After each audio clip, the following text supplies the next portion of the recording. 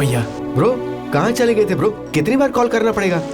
पहले बताओ बात क्या है? तुम यहाँ से इतनी जल्दबाजी में इंडिया चले गए, तुम्हें पता भी है वो तुमसे मिलने वहाँ आई नहीं थी। अच्छा, आपसे किसने कहा? मैं किसी की सुनी सुनाई बात नहीं मानता, आशु ने खुद कहा मुझे। और आपने क्या कहा? मैंने कह दिया कि हम भी उस दिन मिलने नहीं आए थे। क्यों, कुछ गलत कहा क्या? बहुत अच्छा किया भैया आपने, यही सही जवाब है।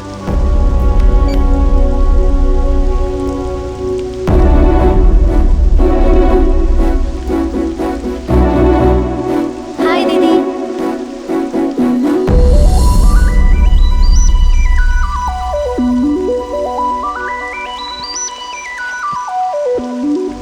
कब? आप ही कही है। उस दिन तुम क्यों नहीं आए?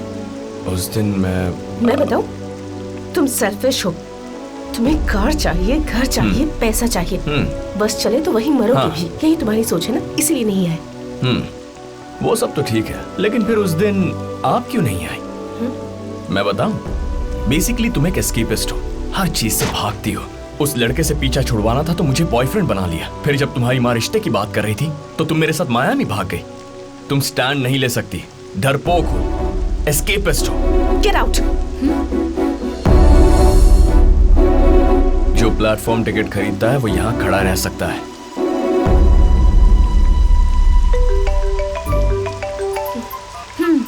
मैंने कुछ और सोचा था, यहाँ कुछ और ही हो रहा है। मुझे कुछ और समझा, वही जानने के लिए कॉल किया था। यही है क्या? दुख में भी हैंडसम है। बकवास बंद कर, चल। तुम हंस क्यों रहे थे?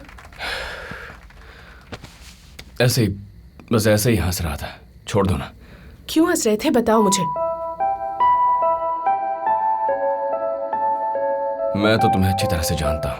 वो बेचारा सोचता है कि जिंदगी में तुमसे ज्यादा क्लैरिटी किसी के पास नहीं है। ये उसकी गलतफहमी है। मेरे कैरेक्टर के बारे में बात मत करो। मैं कैरेक्टर की नहीं, तुम्हारी क्लैरिटी की बात कर रहा हूँ। मेरी छोटी सी मदद करोगे? भगवान के लिए यहाँ से चले जाओ। पता है तुम्हारी प्रॉब्लम क्या है? पहले खुद हाथ पकड़ती हो, फिर जाने को कहती हो।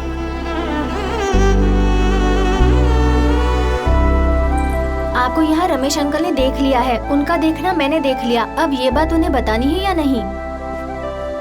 इस घर में सिर्फ तुम्हें क्लैरिटी है। ठीक है।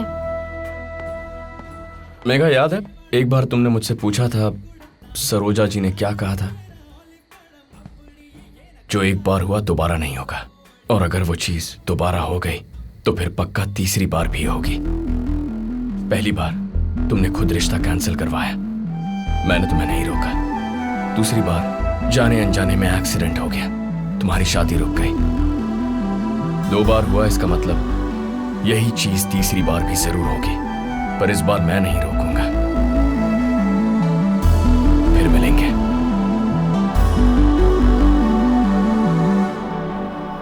सॉरी, शायद ना मिले।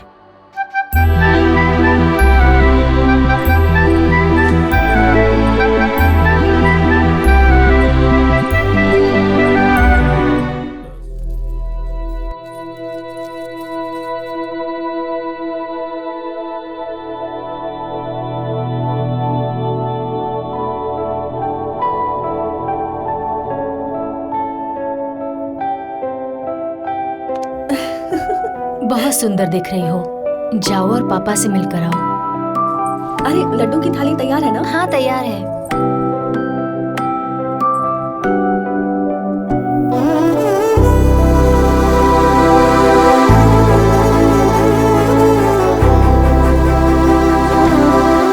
अरे कहाँ जा रहा है? रुक जा, यहाँ आ बेटा, यहाँ आ जा बेटा।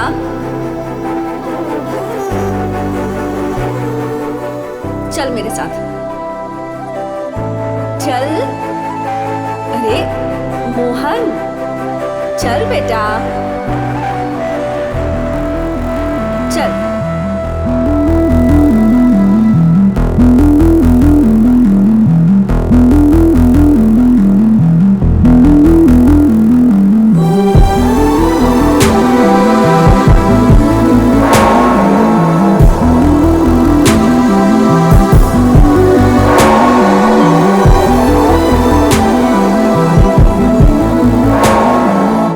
मेरे साथ रही थी ना, इसीलिए मुझे बुला नहीं पाई।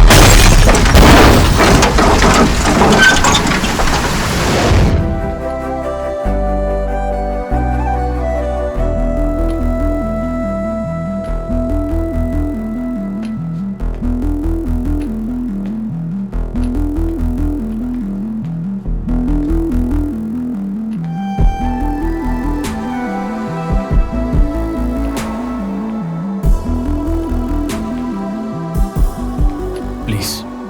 Okay sir.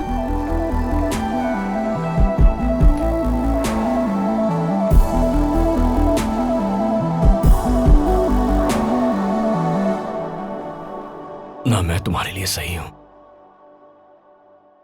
और ना तुम मेरे लिए सही हो, इसीलिए हम दोनों को साथ रहना चाहिए। हम हमेशा हॉट एंड स्वीट कहते हैं, कभी hot and hot, sweet and sweet ऐसा नहीं कहते। मैं जानता हूं हम दोनों अलग हैं, हम में झगड़े होंगे, जरूर होंगे, हर रोज होंगे, लेकिन मेघा अलग होकर झगड़ने से अच्छा है साथ रहकर झगड़ते हैं। सोच कर देखो।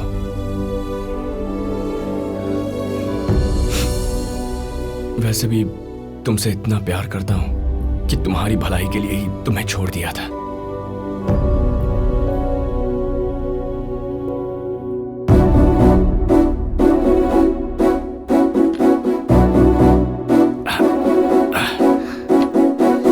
मैंने भी।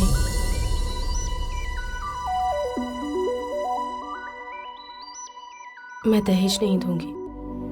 मैंने मांगा क्या? मैं कभी कभी थोड़ा ड्रिंक कर लेता हूं। मैं दरवाजा नहीं खोलूंगी।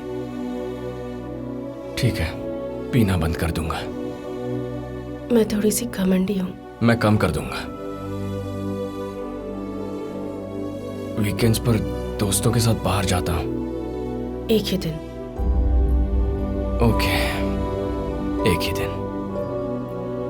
शादी के बाद मैं मोटी हो गई तो दोनों मिलकर जिम चले जाएंगे।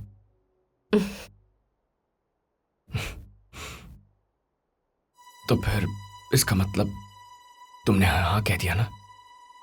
जब मैं कहूं 3 बार हाँ कहना, ठीक है? हाँ कहूंगा।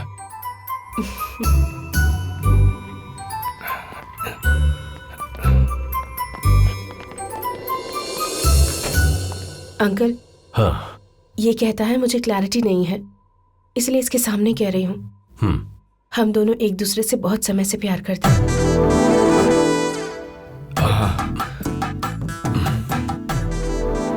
इसने जानबूझकर मॉम को टक्कर मारी। शिट, ये मैं पहले से जानता था।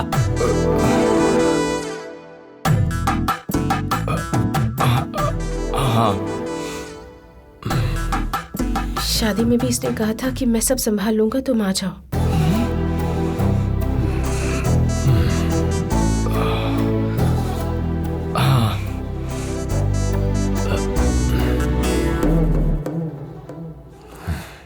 शायद सब कुछ क्लियर हो गया है।